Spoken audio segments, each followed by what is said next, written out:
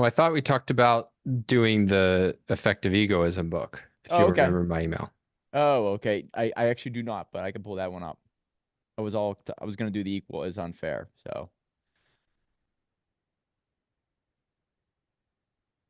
yes, okay. Got it. Let me pull it up here. Is it under your name? I see a bunch of stuff under. You have many, don't you, huh? I think six.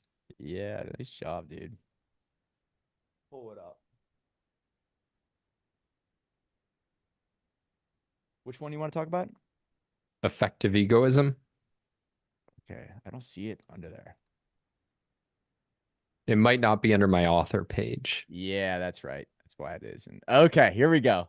An individualist guide to pride, purpose, and a pursuit of happiness. Perfect. All right, let's do this, man. 1 second. Three, two. Welcome to another episode of Million Dollar Stories, where we get to interview authors from all over the world. I love learning something from every single one of our guests, and many of our guests share our core values. You guys know that I stand for freedom and chasing that purpose of yours and increasing your values so you actually are gaining momentum as you go through life.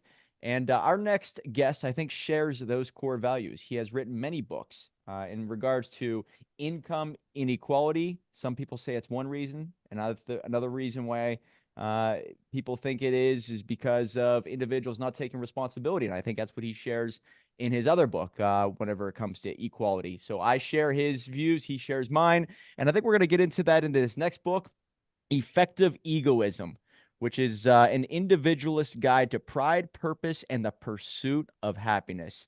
Not many people are taking pride in their lives. They don't have a purpose, and they have no idea what even happiness means. So it is an honor to have you here, Sir Don Watkins. Good to be here. Yeah, man. Let's get into it, dude. What was the genesis of this book? You have six, I believe, six other books. So why would you write one about effective egoism? Well, the first few books that I wrote, including the one that you mentioned, Equal is Unfair, were really focused on politics and how do you create a free society that liberates individuals to pursue their own happiness.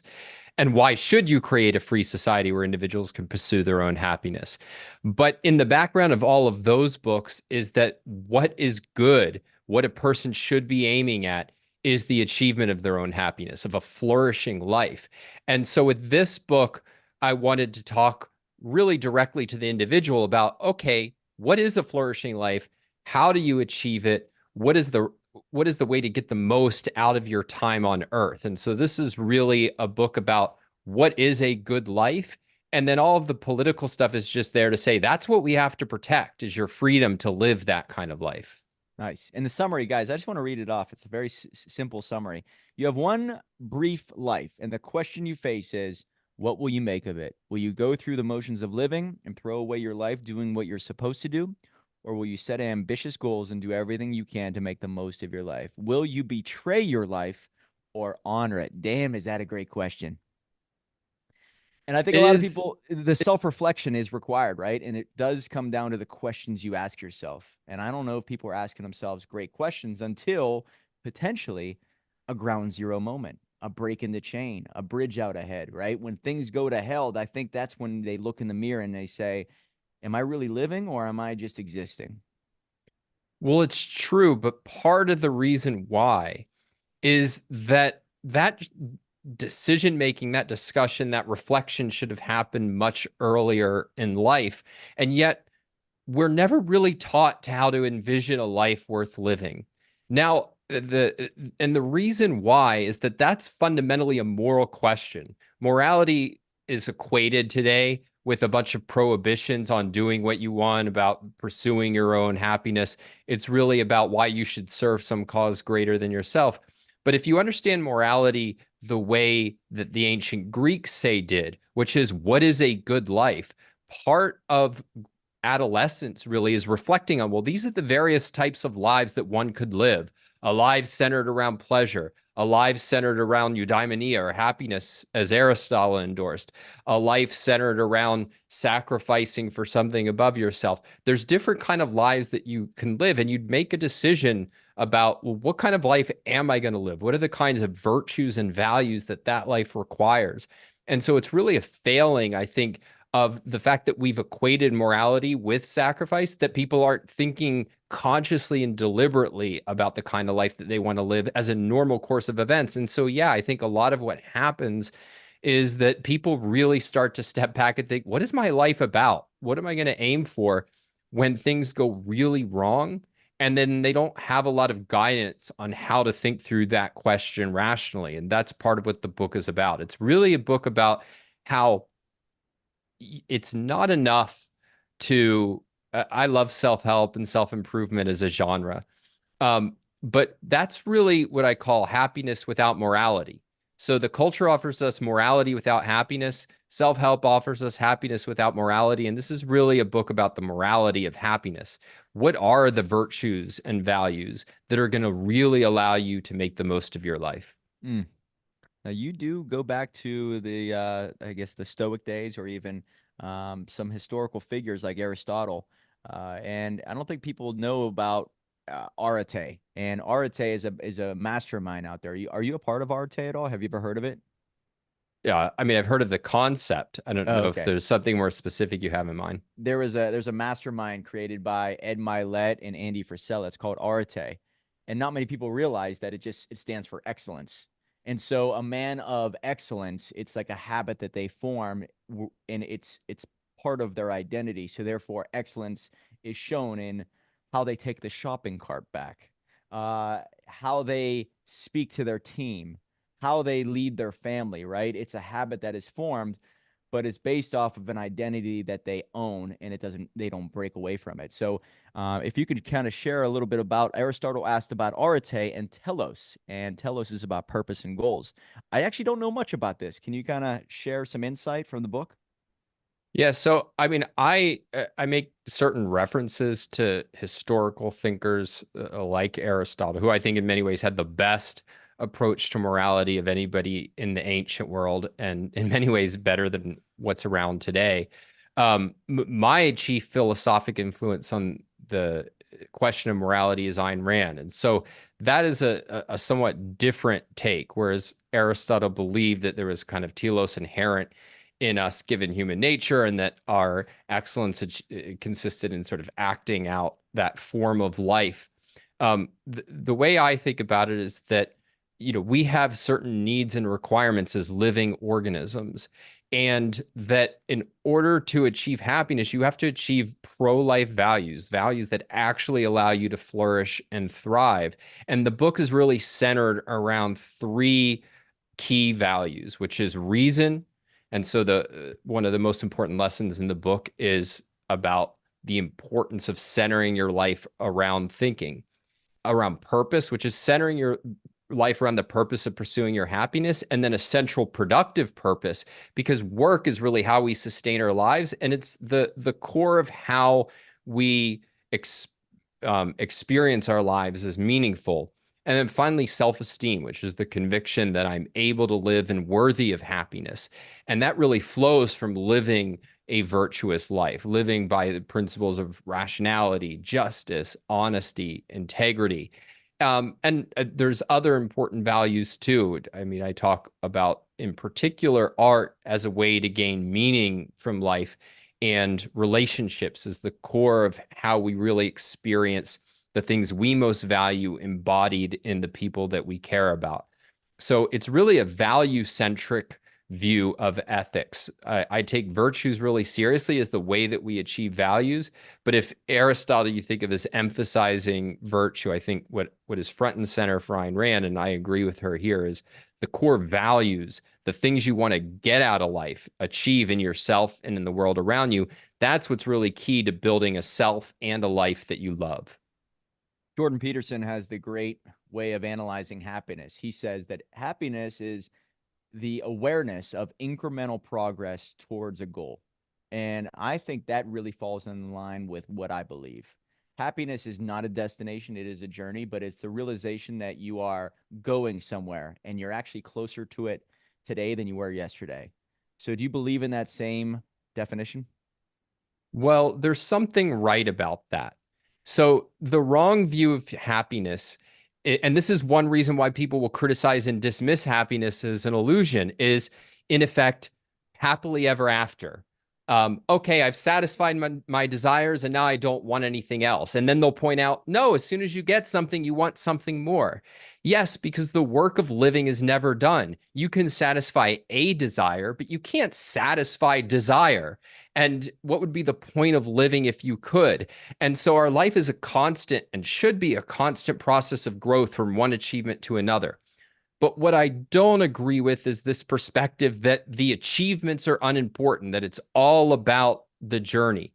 No, it's about achieving values, but the process of pursuing a value is itself a value. The process of making progress is a value, but it's only a value because you're making progress towards something that you're actually achieving. So for instance, I get a lot of pleasure out of writing books. And writing books is a process of waking up, putting a few words on a page, deleting them, waking up the next day, putting a few more words. And if that weren't satisfying, if the only thing there's a famous line that a lot of writers echo, which is, "I don't like writing, I like having written." Now, I think that's such a garbage attitude. I'm not going to devote my life to something that I only like when it's done.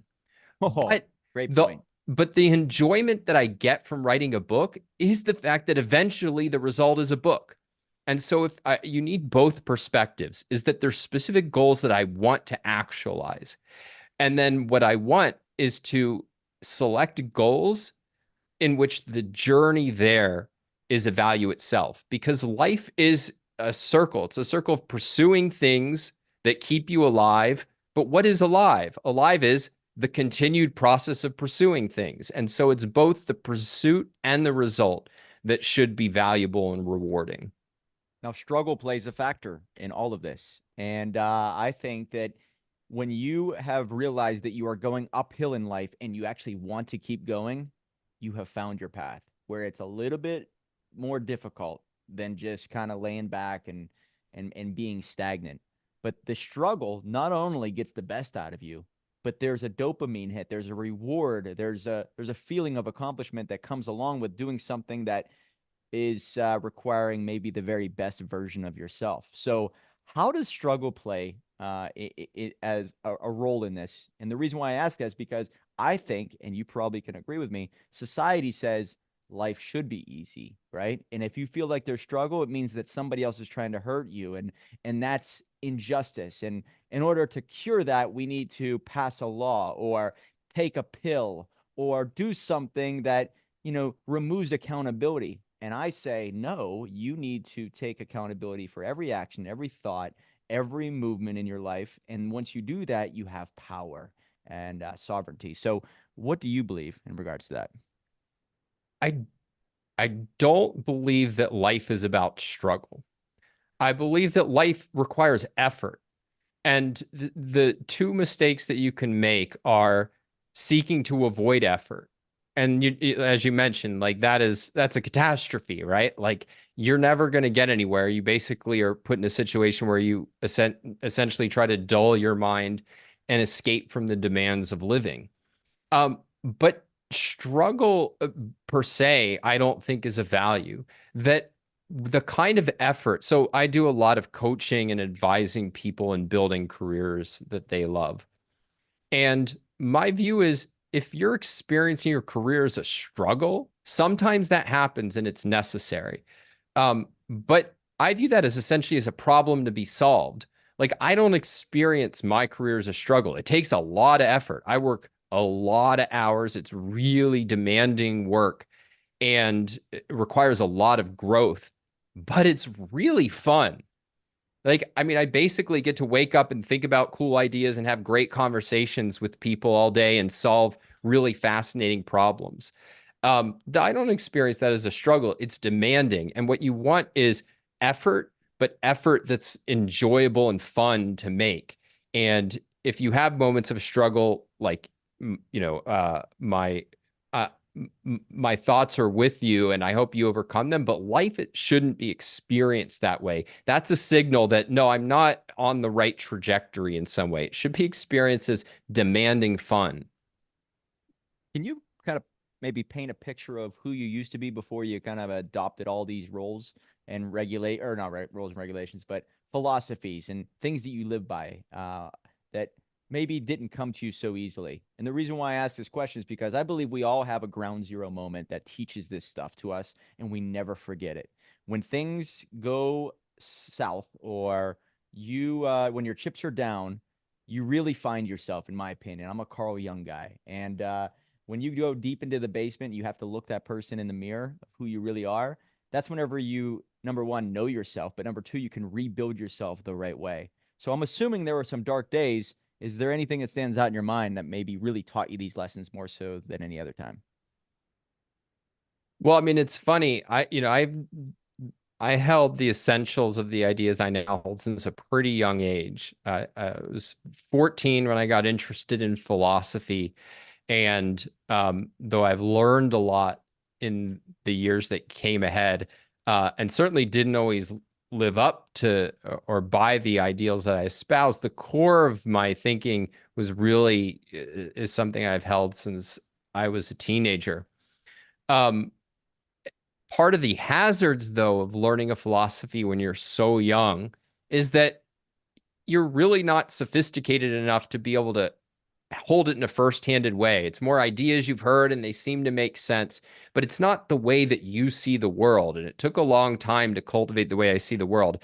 I would say that for me, the difficult time came in trying to build a career that was aligned with what I wanted from life. Like that was a hard and demanding struggle. I wanted to be a writer. I wanted to write about philosophy. I didn't want to go into academia, though. I thought what they did there, which was talking to other academics about issues that nobody really cared about in real life. No, I was interested in philosophy as a means to living life and a means to guiding my life. But it's not exactly like a market that is raging in terms of remuneration and opportunity. And even once I found my first job as a writer for an organization called the Ayn Rand Institute, I was not good at first. I had raw writing capability, but I did not know how to think philosophically. I didn't know how to communicate effectively. And I went through a period of a few years where I'm essentially watching the clock and going, I better get good at this or I'm going to be out of a job and have to do something that's going to absolutely make me miserable.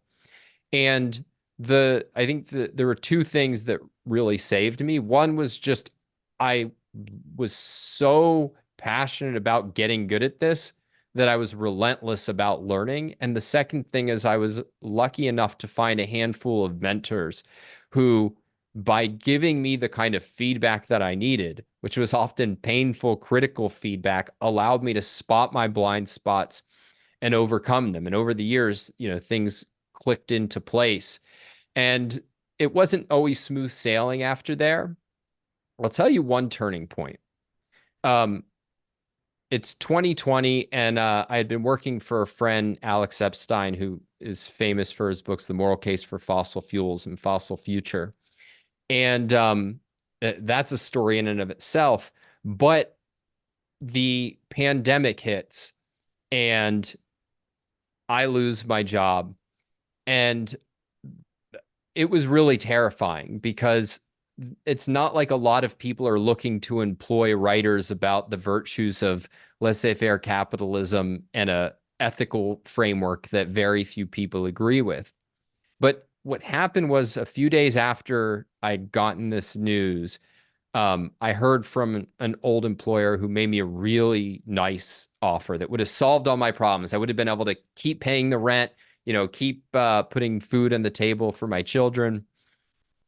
And I asked myself a really hard question. I was like, is this what I want to do?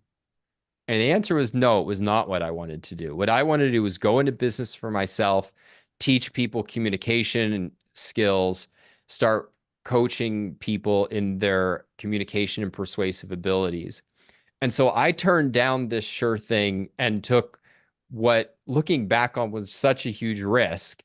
Because it's the middle of the pandemic. I didn't have any clients. So what I said to this person who made me, this organization that made me an offer, is I said, hey, for a fraction of the price, you be my first client, but I'm going to limit my hours to only, a few hours a week so I can do some other stuff. And they said, sure, why not? And thankfully, I was able, even in those hard times, to build a pretty successful business doing what I genuinely wanted to do. And that opened up even greater opportunities in the future. So it was that the refusing to settle for less than the best from life was it paid off, but it wasn't obvious that it would pay off. But for me, the idea that I'm going to spend even a moment of my life doing something that I don't want to be doing, in the end, that's unacceptable. So it did take that loss of a job, though, to kind of right the ship of what you wanted out of life, and maybe that's your purpose. So it seems Yeah, like, but that's an important point. Is I should have done that probably a year earlier. And that was a real, recognition that no, I'm not really living up by, I said I want to pursue my happiness. Am I really doing that? Is this the most enjoyable thing that I could be doing? No, but it seems safe. I'll work towards, Peter Thiel has a great line. Or a great question. He says it's helpful to ask. How would I achieve my 10-year plan in 6 months? And this really was a similar issue. It was all right. And, my 5-year plan of building out the career I wanted has now turned into a 1-week plan. And thankfully it played out the way that it did. well, I believe that people will not change until, and there's a great quote out there, when the pain of change, or transformation is actually less than staying right where you're at, right? People are like water. They're going to go wherever it's easy. And the moment that there's a crossroads and it actually becomes easier to go after and start that business or to transform rather than wake up and look in the mirror and be completely pissed off of where you're at in life, when that happens, now you have fuel behind you. You have some anger. You have all this stuff that you can manifest and turn into wind in the sails to go after what you truly want. So I think 2020 was a wake-up call for a lot of people. I've been able to interview hundreds of entrepreneurs, and it seems like they corrected a lot of wrongs in their life. And I think it's a blessing for some people, most people that I've talked to. Anyways, so people out there always ask me, and I don't have a really good answer because I think it's different from person to person, but how do you find your purpose? And just to kind of tie in my background, I'm not sure if you're familiar with it, but I worked in the corporate world. And I kept starting businesses. I was failing. I had to go back to the corporate world. And once I came to the realization that, man, what could I do for the rest of my life? And even if I don't make billions of dollars, what could I be happy with that would be on my epitaph, on my gravestone, in the newspapers? If somebody wrote my obituary and it said this, I'd be extremely happy with it. That is whenever I kind of found my calling of being a storyteller / helping other people become storytellers / others helping others become entrepreneurial and starting businesses, which I believe is, all one and the same. So when I realized that money wasn't my light at the end of the tunnel, I found myself, I think, and that's when my purpose came to me. So I don't know how to articulate that to an average person on social media if I don't know their life. What would you say to somebody? Well, I think you captured some important elements of it. I mean, the first thing I'll say is that your purpose is not something that you discover. It's not like out there waiting for you. It's something that you choose and create, but you don't choose and create it in a vacuum. It has to reflect two basic things: facts about the world and facts about yourself, right? Like I gravitated towards writing from a very young age. It's where I felt at home. It was the kind of thing I loved. Philosophy, I remember I used to take karate when I was a kid, and we were living in Japan, and I was taking this martial arts class. And at the end of class, our sensei would I'm 9, 10 at the time. Our sensei would give some, Zen sayings. And to me, this was the best part of class. The idea that you could have deep thoughts about the meaning of life and about the nature of, the mind. Like this was just the most interesting thing in the world. So there are things about me that I naturally gravitated to. And then there's facts about the world. There's facts about what skills are highly valuable? What opportunities are there to create things that people really value and that help them solve problems? And so what you want to be doing is going out there, tasting life and reflecting on, what do I like doing? What means something to me? What's important to me? And how do I use what I'm passionate about to help people solve their problems? Because we live in a division of labor society. I love watching baseball. So far, nobody has figured out, or I haven't figured out a way to get anybody to pay me to do that. So you want to be just take the core thing I tell people is, first of all, like, if you haven't worked before, your central mission in life is just to work. Like, that's going to give you the feedback to start saying, what am I good at? What do I like? How can I help people solve their problems? And then there's just a lot of thinking, introspection, and trial and error. And that's the important part, or a important part, to keep in mind, is that we often don't have a clear picture of what the final product that we're trying to create with our career is, right? But we don't need to. What we can often know is, what's the next step? Given where I am, what's more exciting? What will build my skills? What will move me in a better direction? Um, and if you know that much, you can build a kind of career that's deeply fulfilling and deeply enjoyable. It does require you to define your standards, I think, right? Once you have the standards of what you will accept and what you won't anymore, you will start to maybe value your time. You will start to analyze the people in your life. You will start to analyze maybe your schedule of what you don't like to do, what you do like to do, what produces the greatest results. And so having standards to me is a part of this journey. And I believe I'm able to kind of look at my mom when she was around to see how she was a people's pleaser. Like, she would do everything for anyone, right? As long as they were happy, she was happy. But that didn't get her too far when it comes to, you know, maybe I think it took a toll on her emotions by being a people's pleaser. So the standards of what she would accept weren't, I don't think were very high. People could walk all over her. And now I look at that and I say, you know what? By having standards in every aspect of your life, you can now defend your life, right? And so if somebody's trying to steal your time or steal your money or treat you in a certain way, you just don't accept it. And all of a sudden, the world opens up to you and it says, okay, I now know what you are willing to accept and what you're not willing to accept. I'm going to test you a little bit more and see if you really believe in it. And I believe the world only gives you what you accept and what you put up with. So when you stop putting up with bullshit and things that don't serve you or those around you, I believe you get the best out of, your energy. So do you believe that by pursuing a purpose and having pride, speaking of pride, people think that's a bad word. If you take pride in your body and how you look, you watch what you eat, you watch what you drink, you watch what activity you put yourself through. So having pride is all about taking care of what you value, I think. So I think that all ties together by having a certain amount of standards. And I think that's a part of the equation within your book. Am I right or am I wrong?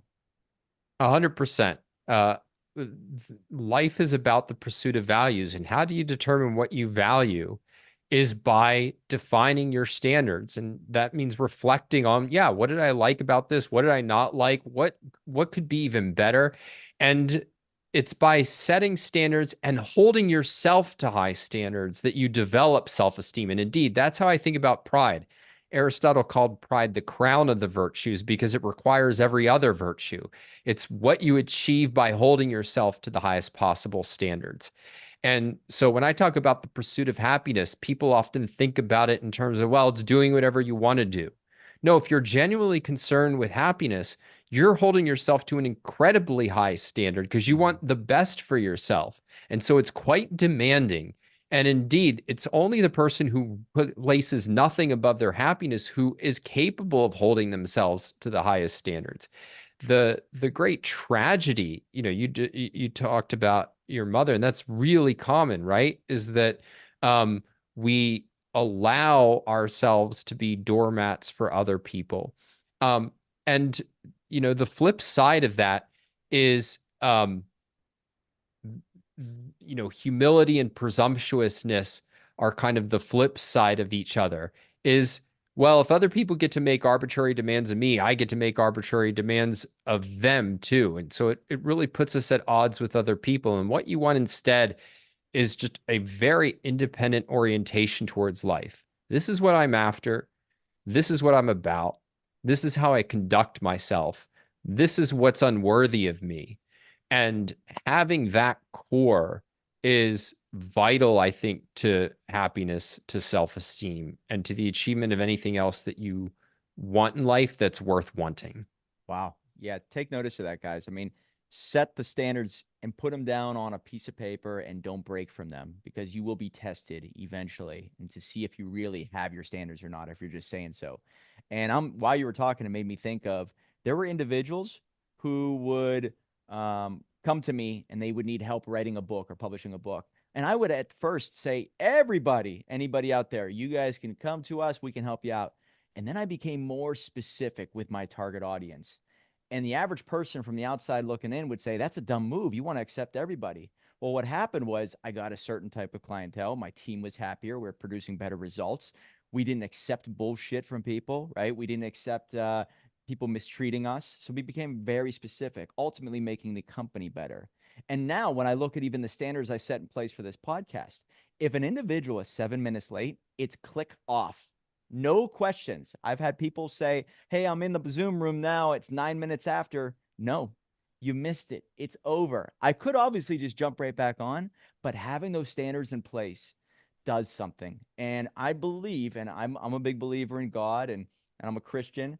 I think God is always watching to see if you are keeping your promises to yourself. And so I think when you do so, you do have more faith in every activity, that everything you say you're like a fortune teller. When you start to say it and it's good as gold, no matter what, you will not break. And a person who doesn't break on their word, they become a formidable object. Am I right? One of the things that I think is really wrong in people's thinking is that they don't see or they often hold that there's some sort of like sacrifice involved in honesty. But what honesty really is in the end is a recognition that faking reality doesn't change reality. And so if you want anything on your side, it should be the facts and reality, right? Like if you're going to go to war, don't go to war against existence. If you ever heard the Norm Macdonald bit about, Germany decides to go to war against whom? The world. Yeah. Yeah. And it's like, if you're going to go to war, don't go to war with the world. And so, I mean, my view is that honesty is a selfish necessity of life. And it's not primarily about what you tell other people, though that's important. It's primarily, and where it's very easy to fall short, is in being honest with yourself. Indeed, usually the lies that we tell to others are really about things that we don't want to face ourselves. And so I think it's one of the reasons why, if you're really concerned with happiness, the virtue of honesty is going to be front and center in your life. Yeah, to tell the truth. It's very much like Plato's allegory of the cave, right? Once you see it, you can't unsee it. And some people will lie to themselves for as long as they can, so they don't have to reap the repercussions of maybe feeling the pain and acknowledging that they're wrong. So it's like the movie Matrix. At a certain point, they just buy into the lie and they just live it. But the faster you confront the truth, you keep the truth, and you only tell the truth. I don't know what happens, to everybody, but I'm telling you, when I started telling the truth, my life became easier, and it seemed like the world started opening up for me and giving me opportunities. So I think it's crucial. But you have a few lessons in this book, and I want to touch on them. Here then is the book's basic argument. Lesson 2: you have free will, and that free will gives you the power to build a self and a life that you love. Lesson 3: to fully realize the power, you need moral guidance, not the guidance offered by today's anti-self moral theories, but the guidance offered by a morality of self-interest. Oh, okay, let's get back to that. Your self-interest demands living a life of reason. Lesson 5, your self-interest demands living a life of purpose. Lesson 6, your self-interest demands achieving self-esteem. And lesson 7, your experience happiness through rational pleasures, above all, the pleasure offered by work, art, and love. And so self-interest, just to kind of cap that off, I think you need to fix yourself first. If you want to change the world, you need to fix who you are, right? There's a great Carl Jung quote: those who look outside dream, those who look inside awake. So if you want to change the world, right, clean your room, as Jordan Peterson says. Get everything in order inside that you can control, and watch what happens. People listen to you, you can inspire them, you have the confidence. Self-interest is absolutely 100% at the top of, I think people's, or they should be at the top of their priority list. If you can self-actualize and take care of everything you know is in your control, oh my God, people notice it, and it's undoubtable. So tell me a little bit about self-interest and maybe why culture or society says it's a bad thing. Well, look, another way of putting it is your life matters, that you have the right to exist, that there's no reason anybody has ever given for why you should sacrifice your life and your happiness, except for someone says so. And so my perspective is that what your whole life is about is making the most of your time on earth. Now, part of the reason why self-interest has a bad name is because, as we mentioned before, it's equated with doing whatever you feel like doing. But doing whatever you feel like doing isn't going to lead to a great life any more than eating whatever you feel like eating is going to lead to great health. Or it's equated with being unprincipled, lying, cheating, stealing. And we talked a little bit about that, but part of my view is that the interests of human beings don't conflict, not if what they're pursuing is rational, that the way we benefit from other people, think about how you gain values from other people. Well, I'm guessing it involves learning from others. That doesn't require their sacrifice, right? Like somebody doesn't have to lose for you to learn. It requires trading with others. Like you go to the store and it's not like the grocer is saying, all right, well, here's the food, take it and run. No, it's a trade. You're giving money, he's giving the food, and you both end up better off. It's with human connection. There are unhealthy relationships that people have where one side is taking more than they're giving, right? But a healthy relationship is mutually fulfilling.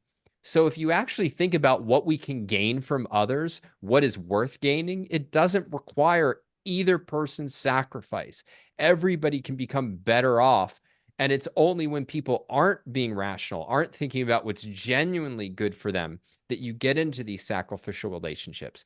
So once you take off the table the idea that self-interest is about doing whatever you feel like doing and that it involves somebody's loss in order for you to gain, then there's no reason on earth why you should subordinate that to something else. And so then the question is really, how do you define your interests and how do you pursue them?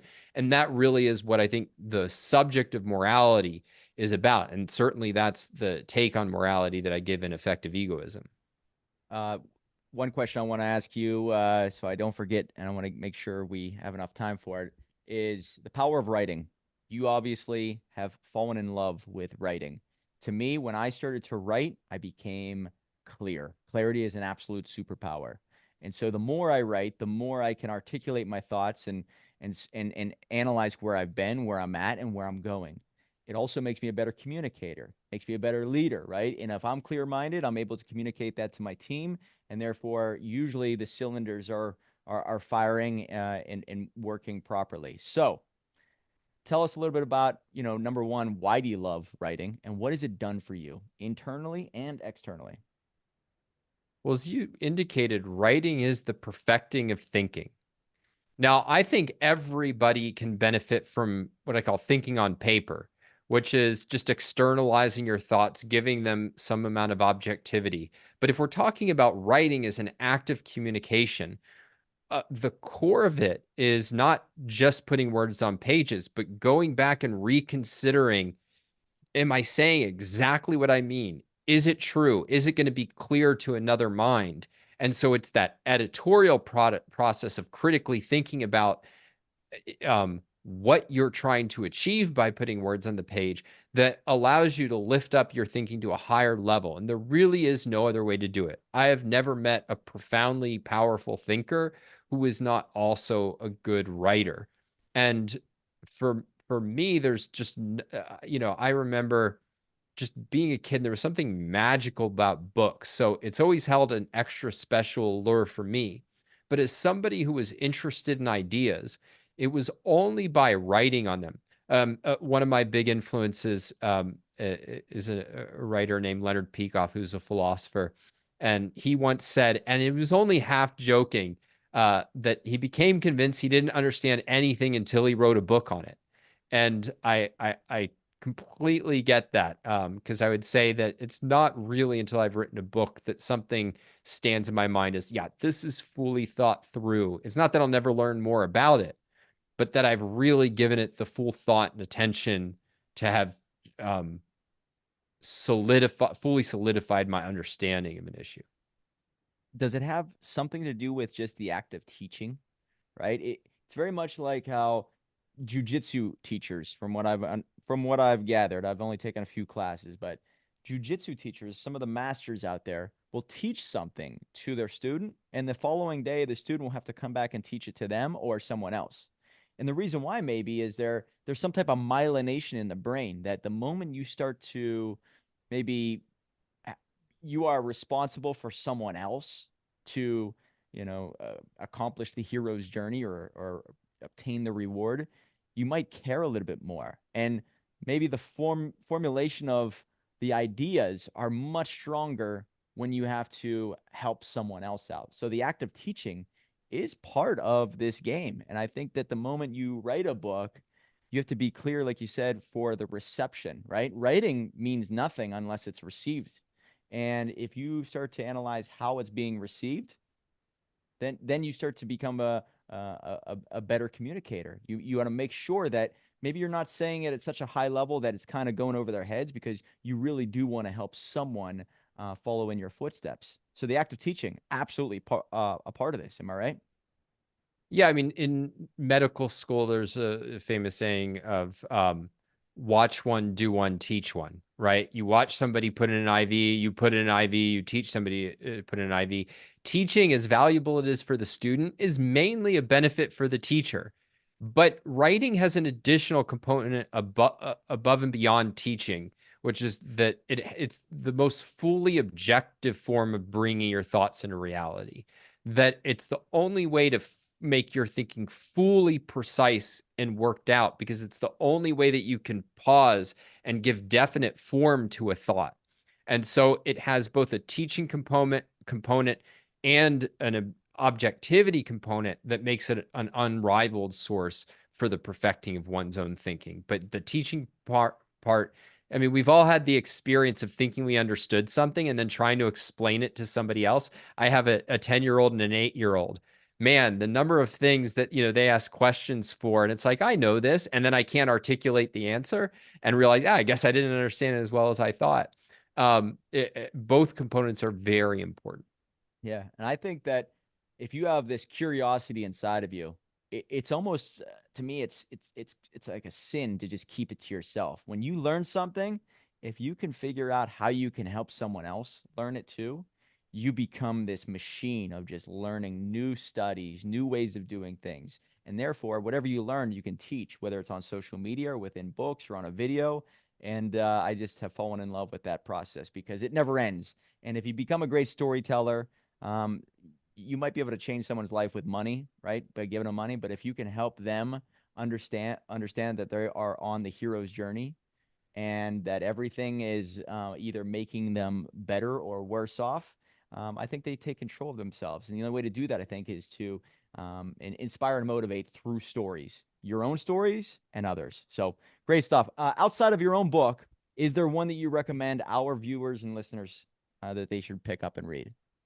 Well, I'd say one on the kind of general themes that we've been talking about is a novel called The Fountainhead by Ayn Rand. Oh yeah. And it really depicts different approaches to life and the role that work can play in joy and happiness, and the role that being morally principled plays in determining the course of somebody's life. Plus, it's just a great, riveting story. So that I think everybody should read at some time in their life, especially if they're younger. Nice. All right, so you have 6 books, I think. You probably look at them as like little children. Is there one that stands above the rest of like your prize pieces outside of this book that we're talking about, Effective Egoism? You have many, so is there one that you really lean on? Well, effective egoism is the most meaningful to me because it's the most personal in a certain sense. But the other one I'll say is I wrote one novel before this called I Am Justice. And, it's a thriller, though it has a lot of ideas in it as well. And I really love like storytelling, including fiction. Um, but it's also the hardest thing I've ever done in my life. I must have done. It was one of those experiences where I'd send a copy, a rewrite to my editor, and I'd be like, "All right, this is the one," and then he'd come back with, "No, there's all kinds of problems. It needs to be completely revised." And I go, "No, I'm done. I'm through with it." And that process continued probably 6 or 7 times until we finally got it to where I think it's genuinely really good. Um, and I'm terrified of going through that again. So at some point I definitely will. But there's something as personal as effective egoism is. It has a lot of stories from my life. There's something even more revealing when you make up a story, as interesting as that is. I think it really exposes you to the world in a way that even like the most telling nonfiction doesn't. Yeah, guys, check out his Amazon author page. Many books. The one I was talking about is Equal is Unfair. He has another one here. It's called let's see here. Yeah, a lot of Ayn Rand stuff, right? Free Market Revolution and Knowing Him by Heart, In Pursuit of Wealth. A lot of books that you guys will love. But this book in particular, Effective Egoism, an Individualist Guide to Pride, Purpose, and the Pursuit of Happiness. Is there a website or a social media channel that people can find you at? I mean, the best places to find me are on Twitter at Don's Writing. And then earthlyidealism.com is where I write a weekly column on these and related issues. Excellent. Man, you are a deep thinker, very introspective, and I'd love to have you back on whenever you put out a new book. How about that? I'd appreciate it. Well, guys, check it out. His book is Effective Egoism. It's on Amazon, and make sure you check out his other ones. And remember, $1 million book will lead to $1 million life. Right on.